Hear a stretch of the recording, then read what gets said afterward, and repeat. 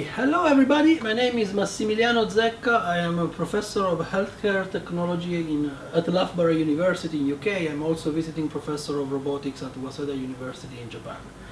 Today I will be talking about human-robot emotional and musical interactions, and in particular I will briefly touch three main points: emotional robotics, musical robotics, and wearable bioinstrumentation. Let's first talk about the pyramid of life. So the pyramid of life is a visual representation of the distribution of a population in a country in which you have the quantity on the horizontal axis and the age on the vertical axis. And usually increasing population has a triangular shape. This is why originally it was called the pyramid of life. A stable population has a more squared shape, and the decreasing population has a much smaller base. This is exactly what's happening in Japan. In the beginning of the 20th century, the population was distributed in a triangular shape. In the future, the projection shows the representation as an inverted triangular shape. The population will be decreasing over and over. Now, the lack of young people supporting elderly people is a huge problem felt not only in Japan but all over Europe and the world. Okay, so the basic idea is to have a personal robot interacting with people in a kind of natural way, so staying in and out of the home, talking with the person, exchanging goods and so on. This requires a lot of different technologies, and definitely we do not have enough time to discuss all of them. So today I want to talk in particular about two different kinds of interaction. The first one is interaction at emotional level. The theory behind emotions is very vast, but I would like to refer to one specific theory, the one developed by Paul Ekman in the 70s. Basically, Paul Ekman identified 6 different types of emotions that are common to all people at all ages, at all latitudes. They are totally independent from the level of culture, they're independent of the race, they're independent of the structure, they're independent of the civilization. Everybody in the world should be able to express and understand anger, disgust, fear, happiness, surprise, and sadness. Paul Ekman went on developing what he called FACS, facial action coding system. So how we express emotions, what kind of muscles we use, and so on. There is also a lot of theory ongoing, theoretical work ongoing on what is the mental space of emotions. How do we move from one emotion to another one? These are just 4 different examples. The first one is the one I will be referring to today, developed in our lab in Waseda University. This one was developed at MIT, and these other 2 are more elaborated representations of emotions. Basically, all of them try to mathematically map a state of the person into an expression of a particular emotion. This work done in Waseda University since 1995 was about the development of a facial expressing humanoid robot, specifically for the face. And there are several versions of the robot. In addition to developing the hardware for the robot, there is also the need for developing a so-called mental model for the robot. So how the robot interacts with the external environment, how the robot interacts with itself, its motors, its batteries, and so on, and how things are put together so that the robot can act on the physical world. The result was the development of WE4R2 robot.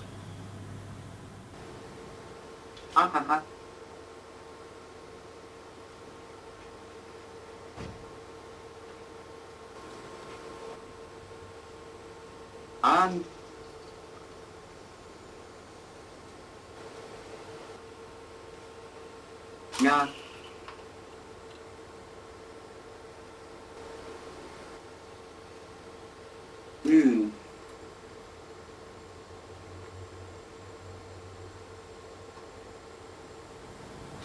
Okay, so this video is supposed to be about the expression of the 6 emotions by the robot.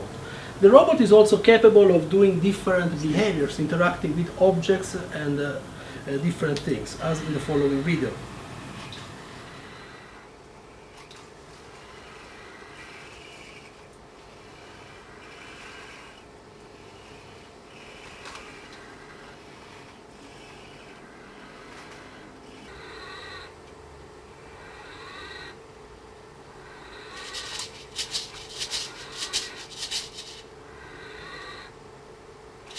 あはは。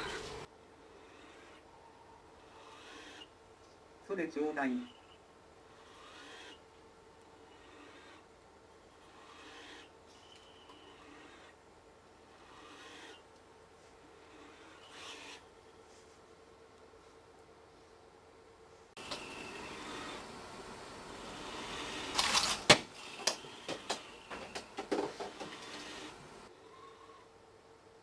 バイバイ。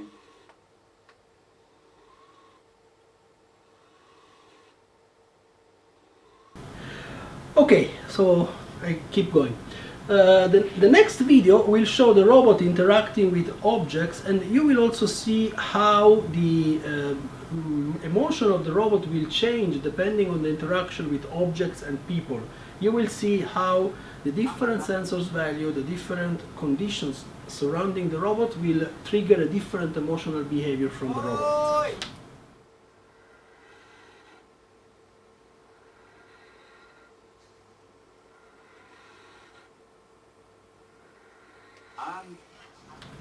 Okay, so the robot works. Very nice. But what about the people interacting with the robot? Do they like interacting with the robot? Are they scared? Are they happy? Are they interacting in a natural way? Are they feeling or expressing any emotion related to that particular interaction? These are some of the big issues related to humanoid robotics. So keep these in mind, and we will come back in a few minutes. Before coming back to these problems, I would like to talk about another kind of interaction, specifically about musical interaction.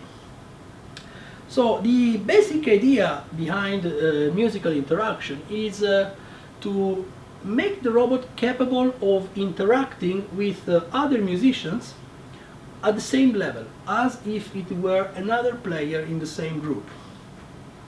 In Waseda University we have developed two different robots. One is the Waseda Flutist robot number 4 in its 6th refined version, which is capable of playing the transverse flute. This is for you.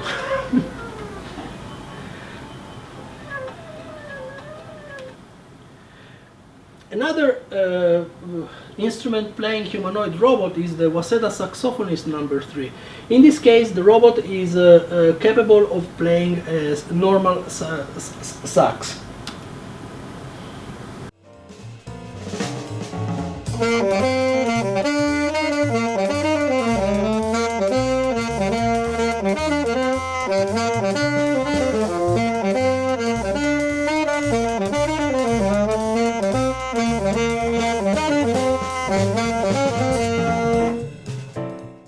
Okay, so these robots too work very well. They can play the instruments.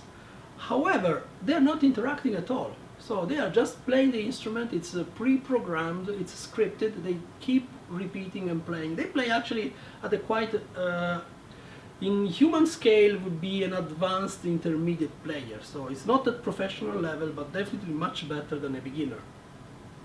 Especially when it comes to speed during performance, they are much faster than any human player. So, but they lack a lot in terms of expressiveness and personality. So, can you see any common problem in these two sets of issues related to interaction with robots?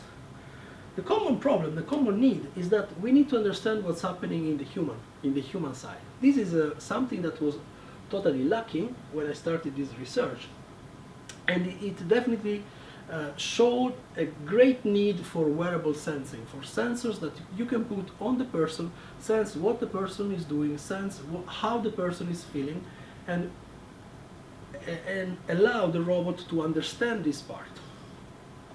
So the basic idea is that by observing, analyzing, and as a hopeful consequence, understanding the human being, basically we see the human being is what a humanoid robot aims at being.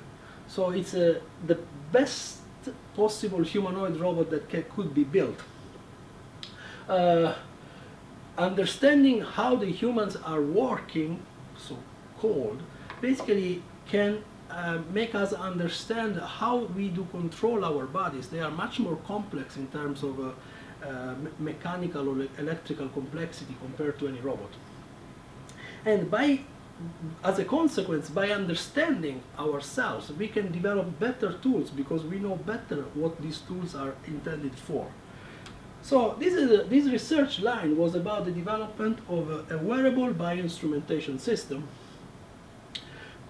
capable of monitoring, sensing, recording the human being and integrating not only the motion data but also the physiological data. This bioinstrumentation system has been for several years a core research tool for understanding the basic mechanism underlying human control of their bodies. And don't think about simple motion control like I'm waving right now, but think about think about tasks in which there is the requirement for a very high dexterity, like surgery. How can you distinguish a good surgeon from a not so good surgeon without counting how many people he killed in the process? So this bioinstrumentation system, the development of this bioinstrumentation system has been approached at 3 different levels. Hardware, of course, software, and also application. So at hardware level, I've been developing several inertial measurement units, which are basically motion sensors to understand how the person is moving. At the same time, I also developed the electromyographic sensors, so understanding not only how the person is moving, but also how the muscles are generating different movements. And these are just a little piece of history, so you see with the progress of time, the progress of technology, you start from a human-sized motion capture system to a very small one, which is a few millimeters by few millimeters motion sensor. And by using several of these motion sensors attached on the body of the person, you can easily reconstruct the motion of the person in real time. At the same time, by placing these EMG sensors, electromyographic sensors on the muscles, you can understand not only how what kind of movement is done, but also how the muscles are generating that particular movement. Having a good hardware is not enough. You need also to understand what kind of numbers the hardware is producing. So there is a lot of work at software level, at firmware level. I will quickly show you 2 different pieces of information. First one is the so-called reconstruction of the motion of the sensor. Without entering too much into mathematical details of the extended Kalman filter, we do not have that time. Basically, we developed a so-called R-adaptive algorithm that made it possible to reconstruct, to solve 2 of the common problems that that IMUs have. First one is for if you want to achieve very good static performance, you get huge errors in dynamic performance in normal algorithms. If you want very good dynamic performance, then you lose the static performance, you get an error. The algorithm we proposed a few years ago basically can get the best of both worlds, achieving both good dynamic reconstruction as well as very good static conditions. There is also a lot of work intended we have done for removing the noise from the electromyographic signals. Noise is a huge problem because it's electrical noise. We get this noise from the power lines in all the rooms we have. We get the noise from mobile phones surrounding us. We get the noise from everywhere. Removing these helps us understanding the actual electrical signal generated from the muscles, which in turn allows us to estimate the force that is generated during the movement. So to make a very simple example, I can make this movement almost without using too much muscle power, so the arm is very flexible, but I can do exactly the same movement in terms of X, Y, Z coordinates with a lot of muscular force. So my arm now is extremely stiff. understanding this kind of differences is very important, and we will see why in a few seconds. And then of course we have the applications. Now we have very good hardware, very good software. What can we do with it? So let's go back to the mental model of the robot I've shown you a few slides before. Sorry. One problem among the long list of big problems is the sensing. Artificial sensing in the robot is very, very limited compared to the sensors we human beings have. So the idea we had was, okay, let's move some of the sensing on the external environment. So we sense the person in front of the robot. And this led to a very interesting application. So in this video you will see there is a person wearing the sensorized system, and the robot is interacting with the person as it was interacting in the videos before. However, in this case, the data from the sensory system are fed into the robot. So the robot knows not only what he can see or touch directly, but also what the person is doing. Specifically in this case, we analyzed the heartbeat. Now, the basic idea is, depending on your stress level, your heartbeat pattern changes a little bit. And there is a parameter called MWSA over RSA, two parameters that you can extract from the heartbeat signal, that tells you the stress level that you are in. Now, the robot can understand if the person it is interacting with is stressed or not. And once the robot senses that this person is too stressed from the current task, the robot can switch the task, reducing the stress of the person. Okay, moving on. Let's go back to the musical robot. Now, what we want to achieve is a kind of general interaction between the robot performer with several artists, being them other musicians or dancers or singers.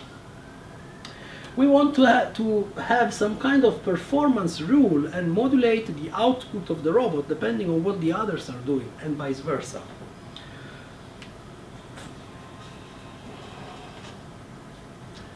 First example about how to start together to play a musical song. Usually what human artists do, they look at each other, they nod, and they start playing. If you do this with the robot, you get a huge delay. By the moment the robot understands it should start playing, the music has already started a long time ago. Instead, by placing the sensors on the person, the robot can now understand when the person is moving, and it can start playing almost in the same time as the other player. This is another example. So how can the robot change the way it's playing depending on what a dancer in front of it is doing? So in this example, the artist, young dancer, was wearing the sensors and was dancing freely in front of the robot. What the robot did was modifying its music depending on the speed and on the amplitude of the movements of the dancers. So the dancer could be very slow and large, very fast and small. I'm just trying everything. And okay.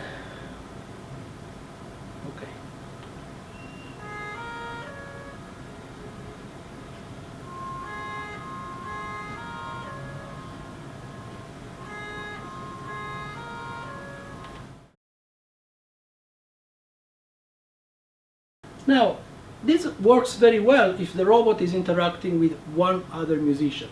But what if we have the robot in an orchestra? In an orchestra there is a director directing several people, from a few to several hundreds. And they all should be seeing and understanding what the director is doing. And it's not enough to have the musical score. The musical score is the base on the top of which the director adds his or her own interpretation of the music. Should be louder, should be softer, should be faster, should be stronger. Each the same piece directed by different directors sounds very different, even completely different.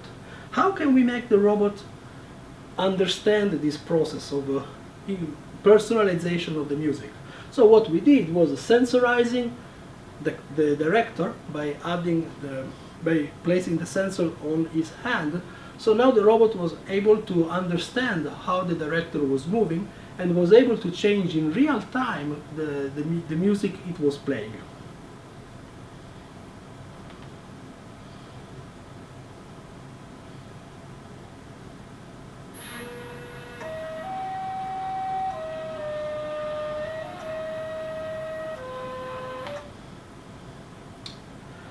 Okay,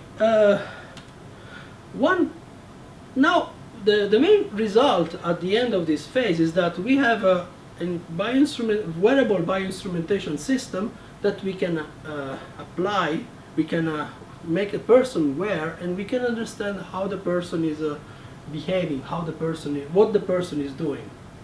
And of course we can and we did apply it for human-robot interaction. But we do not actually need the robot anymore. We have the human, we have the sensing. We can apply this sensing to the human per se.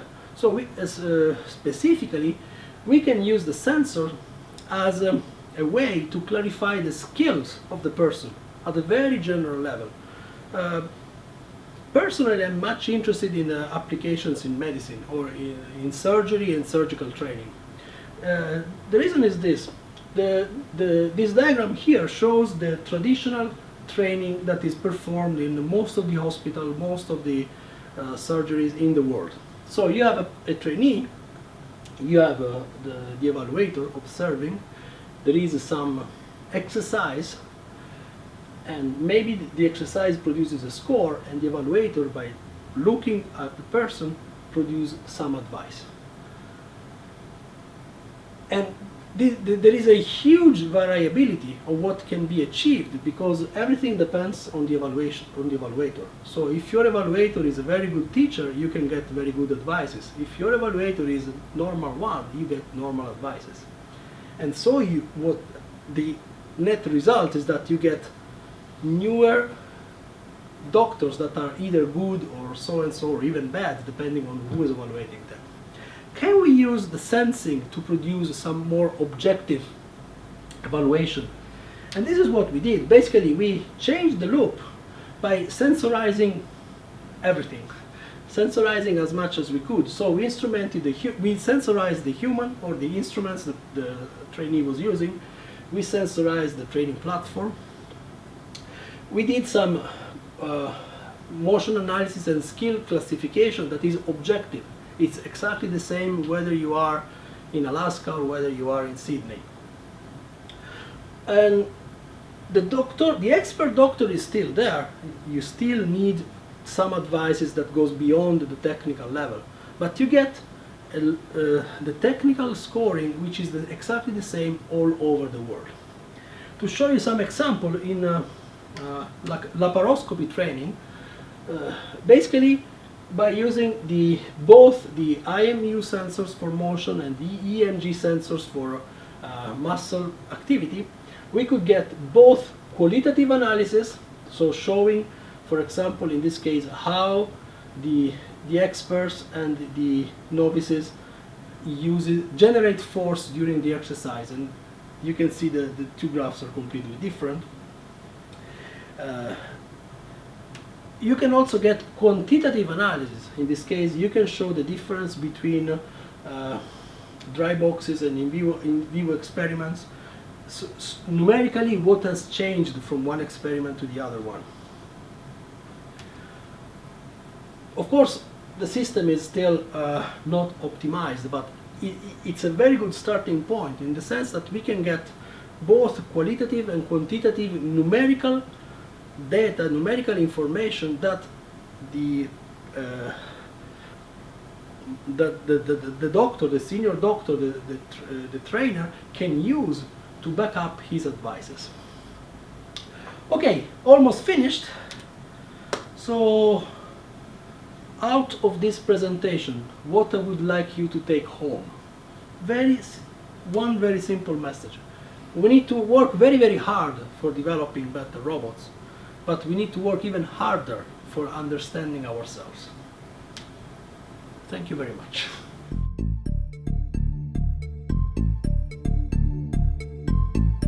Ok, happy birthday International Journal of Advanced Robotic Systems. Buon compleanno! Otanjobio Medeto!